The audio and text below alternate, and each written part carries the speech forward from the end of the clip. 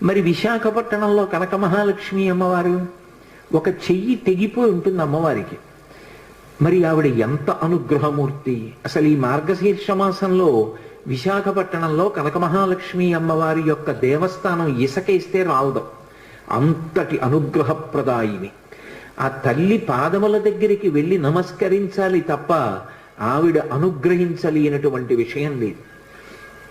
ఈ మధ్య కాకినాడలో నాకు అత్యంత ప్రాణ సమానమైనటువంటి మిత్రుడు, అతన్ని గుండె ఆపరేషన్ చేయడానికి థియేటర్లోకి తీసుకెళ్లారు అని చెప్పి డాక్టర్ గారు నాకు నా ఫోన్కి మెసేజ్ పెడితే, ఆయన్ని రక్షించుకోవడం నా చేతిలో ఉంటుందా? ఆ పరదేవత రక్షించాలి. పసుపు నీళ్లతో కనకమహాలక్ష్మి అమ్మవారికి అభిషేకం చేసే ఆ సమయంలో తిరిగి వచ్చాను, శుభవార్త విన్నాను. ఆ తల్లి గొప్ప అనుగ్రహప్రదాయిని.